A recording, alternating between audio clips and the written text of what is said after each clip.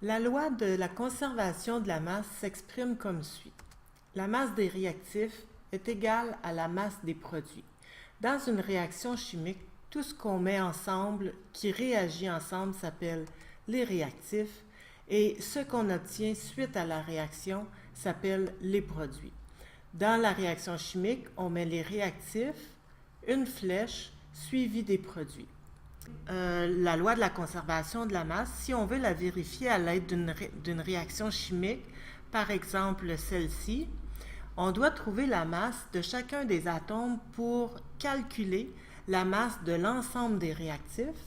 Comment faire pour savoir la masse des réactifs ou la masse des produits?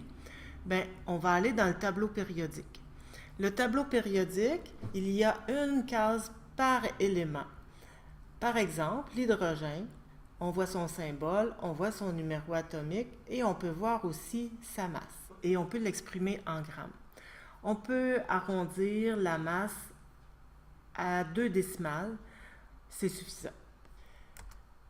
J'ai pris tous les atomes de l'acide chlorhydrique. L'hydrogène qui pèse 1,01 g, le chlore qui pèse 35,45 g, et tout ça, dans la réaction, il y a 2 moles qui peuvent réagir. Donc j'ai mis 2 fois la masse d'une mole d'acide chlorhydrique et j'ai ajouté la masse d'une mole de fer. Tout ça me donne une masse totale de 128,77 g. Ça, c'est la masse des réactifs. On va regarder si la masse des produits fonctionne parce que théoriquement, tous les atomes qui sont ici, lors de la réaction chimique, ils vont se réorganiser, former des nouvelles molécules, mais rien ne se perd, rien ne se crée, tout ne fait que se transformer. Le dichlorure de fer. Le fer pèse 55,85 g et le chlore 35,45 g.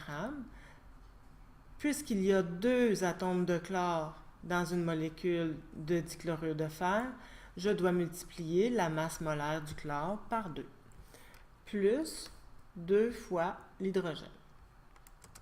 Tout cela me donne une masse molaire de 128,77 g.